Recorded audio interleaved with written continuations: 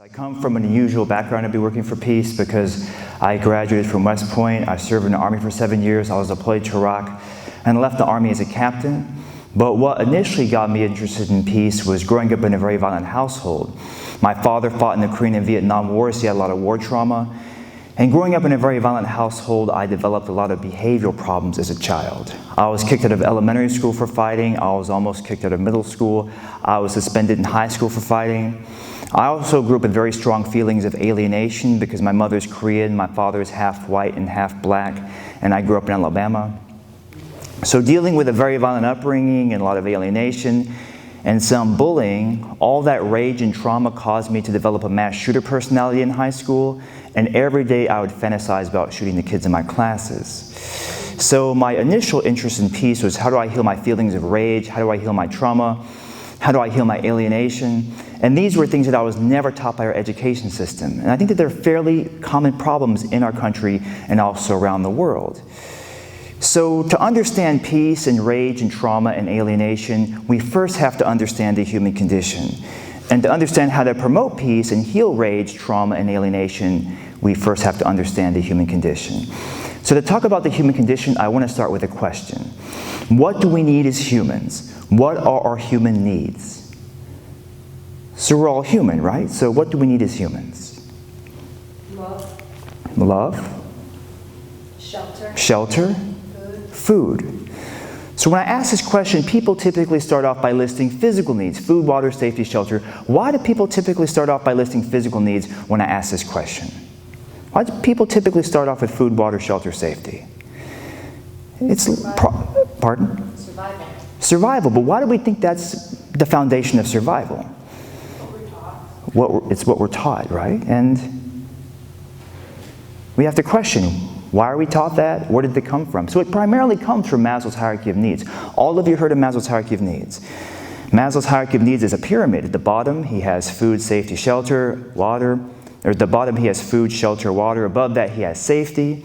Above that, he has belonging, love. Above that, he has esteem. And at the top, he has self-actualization. Now, one thing I want to talk about today is how that hierarchy makes no sense. And I can show you quotes from Maslow where Maslow does not think that hierarchy makes sense. So I want to talk about a few needs that people have that people almost never say when I ask this question. The first one is purpose and meaning. Is purpose and meaning a basic human need? So here's a question. What is more important for humans? Food or purpose and meaning? So I taught a workshop in northern Uganda where people had lived through a really terrible civil war in northern Uganda. And I asked them, what is more important for humans, food or purpose and meaning? Every person said purpose and meaning. And this one woman, she said, purpose and meaning is more important than food, because if you have food but you don't have purpose and meaning, you won't want to eat, you won't want to live. So if you have a lot of food but you have no purpose and meaning, you'll have no will to live. If you have a lot of purpose and meaning but you have no food, you'll work really hard to find some food. And you might say, well, food is more important than purpose and meaning, because if you were to completely deprive every single human being of food, humanity would go extinct. But if you were to completely deprive every single human being of purpose and meaning, wouldn't humanity also go extinct? We are the only species on the planet where we can have food, water, safety, shelter, freedom, and good health, and we can commit suicide. No other species on the planet does that but humanity. This is what Jesus says in the Bible when Jesus says, man does not live by bread alone. Man does not live by bread alone.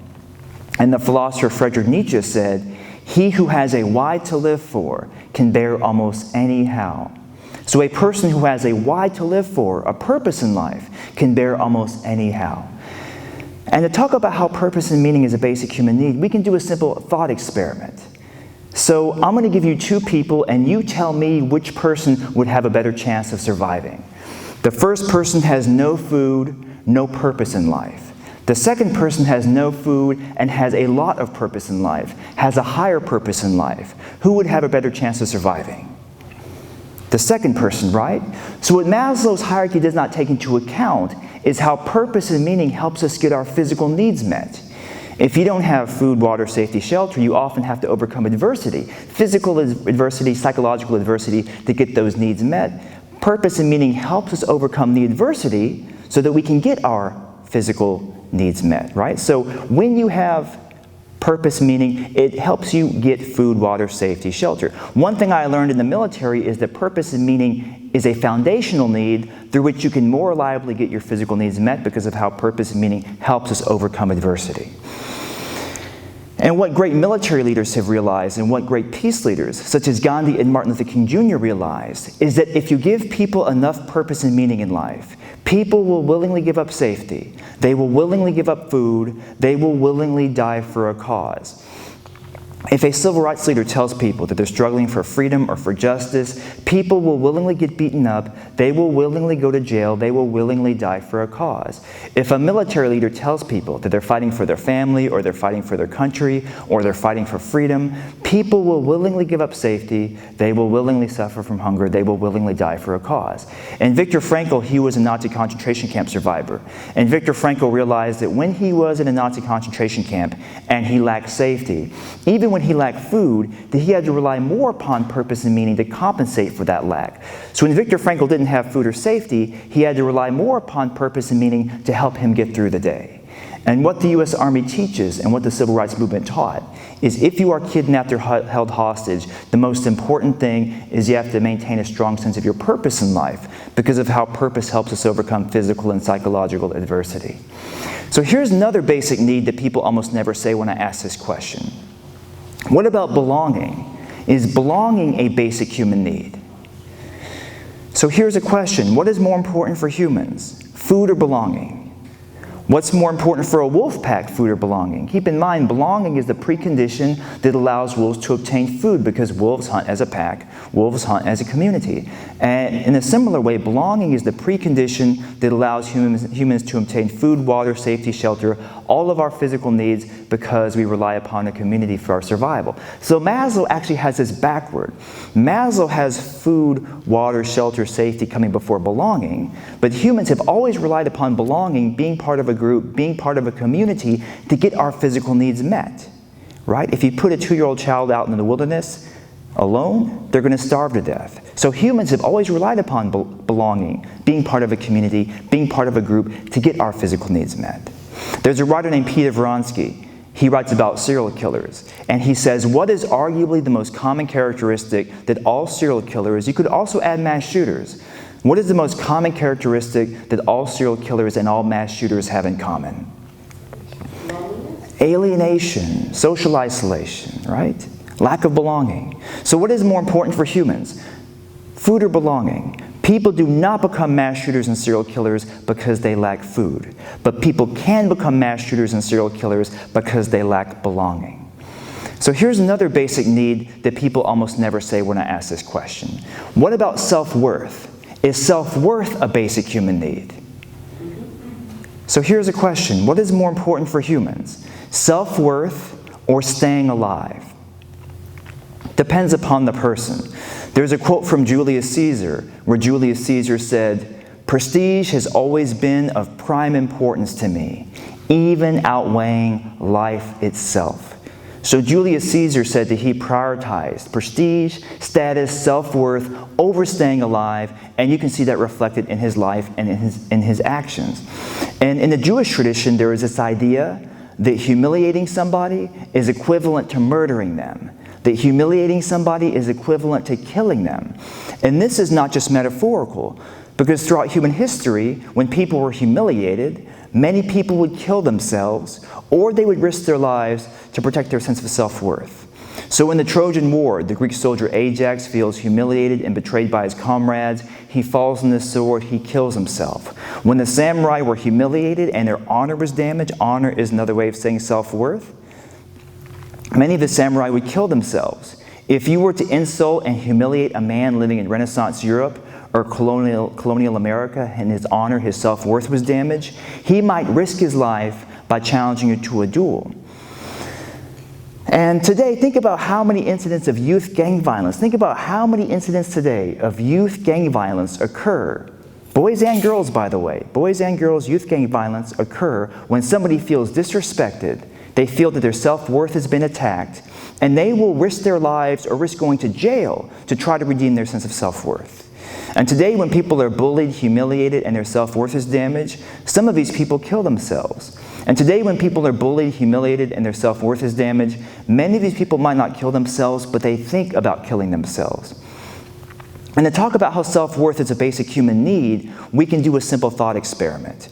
Imagine if I had a magic dial, and this magic dial could control how much self-worth you felt. And imagine if I turned this magic dial so low that you felt completely worthless, even to the point where you hated yourself. You'd probably think about killing yourself. It wouldn't matter how much food you had, it wouldn't matter how much money you had, it wouldn't matter how much safety you had, it wouldn't matter how much freedom you had. If I had a magic dial and I could make you feel completely worthless, even to the point where you hated yourself, you'd probably think about committing suicide. This shows how self-worth is a basic human need, and we don't do a good job in our society of teaching people how to feed this need in healthy ways. And think about an example where people prioritize self-worth over food, over health, even over staying alive. Think about anorexia, which can affect men and women, affects women to a much higher degree. Did you know that between 5 and 20% of people who get anorexia end up dying from it? And today, when people's self-worth is wounded, they might not kill themselves quickly the way Ajax did. They might not kill themselves quickly the way a samurai would, but they do kill themselves slowly through drug addiction, alcoholism, stress, or some other means. So the importance of helping people feel valued, worthy, appreciated, how important that is for the human condition. So here's another basic need that people almost never say when I ask this question. What about explanations? Are explanations a basic human need? The human need for explanations. As far as we know, we are the only species on the planet. When lightning strikes the ground, we say, why did that happen? Was it Zeus throwing lightning bolts? Was it Thor? As far as we know, we're the only species that comes up with scientific explanations, philosophical explanations, religious explanations for what we see around us. And every known culture has explanations for lightning, for natural disasters, for earthquakes. Every known culture has explanations for where humanity came from, for where the world came from. And when bad things happen to us, we have a need to explain why. Was it fate? Was it luck? Was it karma? These are human concepts. And when people have relationship problems, they have a need to explain why. Why did this person cheat on me? Why did this person betray me? Why doesn't this person like me? Why is this person upset today? Why are me and this person having a conflict? As far as we know, fruit flies don't ask those kinds of questions. And when bad things happen in our country, we have a need to explain why. Why are mass shootings happening? Why is terrorism happening? Why are there problems with the economy? And people will actually argue over the explanations, right? People will actually argue over the explanations. You can ask 10 Americans what are causing mass shootings, and you can get 10 different answers, and they will actually argue over the explanations. Now, our need for explanations is so incredibly powerful. Our need for explanations is so incredibly powerful that if people do not have an accurate explanation, they will come up with an inaccurate explanation, right? So if you go back 1,000 years ago to medieval Europe, people 1,000 years ago in medieval Europe didn't know what caused plague. They didn't have microscopes. They didn't know what viruses and bacteria were. So what were two of the dominant explanations of what caused plague in medieval Europe? One was that plague was caused by the planets. Another was that plague was caused by the wrath of God. And what was a dominant medical paradigm in Europe and the Middle East for almost 2,000 years? From the 5th century BC with Hippocrates through the 19th century, what was a dominant medical paradigm in Europe and the Middle East? It was the 4 humors. Anybody here today remember what the 4 humors are? It was blood, phlegm, yellow bile, and black bile. So if you went to a doctor 500 years ago and you had a fever, the doctor would probably say, well, the reason why you have a fever is you have too much blood in your body. So we have to let the blood out of your body. And if you had a problem with your liver, the doctor would probably say, well, the reason why you have a problem with your liver is you have too much blood in your right hand, so we have to let the blood out of your right hand. They didn't know back then in Europe and the Middle East that blood actually circulates around your body. Do any of you know about George Washington's last day of life? So on George Washington's last day of life, he had fever and inflammation. His doctors bled him 4 times. He lost 80 ounces of blood, which was 40% of his blood volume. Right? So his doctors meant well, but as the old saying goes, the road to hell is paved with good intentions. They didn't understand what was causing the illness, because again, if you don't have an accurate explanation, you will come up with an inaccurate explanation. Now, these explanations create a worldview. And other animals have physical needs for their survival, but humans, we have some unique psychological needs for our survival. One of the unique psychological needs we have for our survival is we have to have a worldview, which is comprised of explanations. What I mean by this is if you threaten someone's worldview, they will often react to you as if you were threatening their physical body. Because if you lose your worldview, if everything you believe to be true ends up not being true, you will lose your mind, you will go insane. So if you threaten someone's worldview, they will often react to you as if you were threatening their physical body. This is why when Galileo said the earth goes around the sun, the Catholic Church threatened him and censored him. And have any of you had the experience where you have talked to somebody about religion or politics and they have become aggressive towards you? Yeah. Do humans ever do that? Now, this aggression often takes a form of posturing. Sometimes this aggression can become lethal. There are examples where people will kill each other over political, religious differences. Now, in nature, if an animal postures and the posturing does not work, the animal has the fight or flight response. The animal can create physical distance between itself and the threat. And there are many people, if you threaten their worldview, they will create physical distance between you and them. They will walk away from you. They will unfriend you on Facebook. They will create physical distance between you and them in some way. And I met many well-meaning people, and they say, well, I throw facts at people, and people just don't understand the facts. What they don't realize is that a worldview can function like a force field, and facts can bounce right off that force field. A human being is not a computer where you type in information and people just process the information. A worldview can function like a force field. Facts can bounce right off that force field. Any of you seen that happen before? So what is more important for humans, having a worldview or staying alive? The adult human brain cannot function without a worldview. This is why 3- and 4-year-old children start asking a lot of questions. They're seeking explanations. They're trying to formulate their worldview. A 4-year-old child is asking, why is the sky blue? Why does it rain? Where do babies come from? Little children ask so many questions, adults can get annoyed with them. So something a 4-year-old child needs, explanations, worldview, is nowhere on Maslow's hierarchy of needs. It's nowhere on the hierarchy. Now, according to Maslow's hierarchy of needs, if people don't have food and safety, all they care about is food and safety. But in reality, if people don't have food and safety, does their need for explanations go away, or does it go up? It's going to increase because people are going to start asking questions. They're going to ask, why are my crops dying? What's causing this drought? Where did all the water go? Why is terrorism happening? Why are mass shootings happening? When people don't have food, water, and safety, they don't just want food, water, and safety. They also want answers. And do you see how explanations are a foundational need through which we can more reliably get our physical needs met? When you have explanations, accurate explanations for why things happen, do you see how you can more reliably get food, water, shelter, safety, right? And how, again, it's not a Maslow's hierarchy of needs, but when you have explanations as a foundation, that allows you to more reliably get your physical needs met because you understand why things happen. So do you see why Hitler was so appealing to people? Hitler offered people purpose and meaning. He offered them belonging. He offered them self-worth through a sense of national and racial superiority. Hitler offered people explanations. People in Germany wanted to know, why am I poor? Hitler said, I'll tell you why you're poor because of the Jews. Now, Hitler was not offering people accurate explanations, but people wanted answers. And do you see how ISIS recruits people? Imagine you're a Muslim living in France, you feel alienated, you're treated like you're worthless, you're treated like a second-class citizen. ISIS offers you purpose, meaning, belonging, self-worth, explanations for why you're being mistreated, explanations for how the world works. And what you see throughout history over and over and over again is that many people will die for these things. So I've met many well-meaning liberals, conservatives, socialists, libertarians, and they view humans in primarily materialistic terms. And they have this naive view of the world that if everybody has enough material things, we're all going to be happy, we're all going to live in peace. That is not how humans actually are. Look at people in Hollywood. People in Hollywood have lots of money, they have fame. People in Hollywood can suffer from drug addiction, alcoholism, depression, anxiety, even suicide. Osama bin Laden was rich. The September 11th hijackers weren't poor people. Most mass shooters in this country are not poor people. Most serial killers in this country are not poor people. So there's something else going on.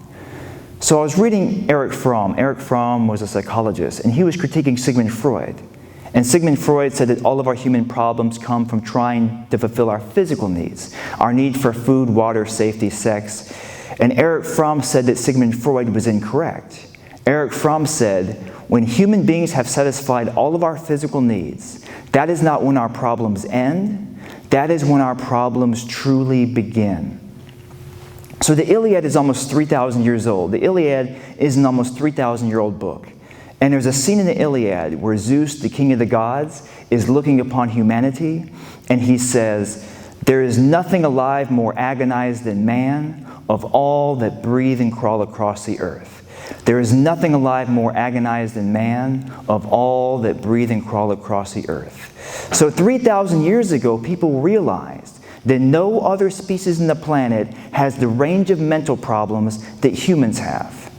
No other species on the planet self-destructs from drug addiction or alcoholism. No other species on the planet looks in the mirror and says, "Ah, crap, I don't like how these pants make me look." No other species on the planet is joining ISIS and neo-Nazi groups. If you look at ISIS and neo-Nazi groups, all their members are humans, right? There aren't any chimpanzees or dolphins in ISIS. So what we have to understand is that there are two different kinds of poverty. You have material poverty. You can also have poverty of purpose, malnutrition of meaning, poverty of belonging, poverty of self-worth, poverty of explanations based on truth, poverty of a worldview that has high ideals. Now, people can suffer terribly from material poverty. People can suffer terribly from material poverty. People can also suffer terribly from the second kind of poverty. We could call it a kind of spiritual poverty. But this is what we have to understand. What we have to understand is that the people suffering from spiritual poverty are way more dangerous than the people suffering from material poverty.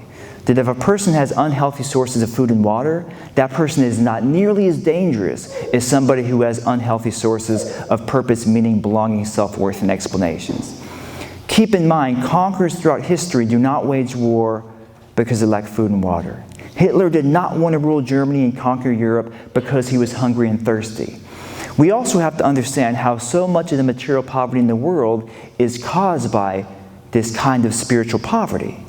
If somebody's purpose in life is to accumulate as much money as they can with no regard for anybody else, do you see how that causes material poverty for people? If somebody's worldview and self-worth and belonging is based on a racist ideology, do you see how that can cause material poverty for people? So to understand the nature of material poverty, you have to understand people's worldviews. What are their explanations for how things work in the world? How do they define their self-worth or their belonging or their purpose in life, right? These things are all interconnected. So humans, we have 9 non-physical needs. I've just gone over 4. But we have 9 needs that are not physical in nature. And I want to talk about all 9 of those needs and talk about how trauma can become tangled in those needs and create various kinds of distortions.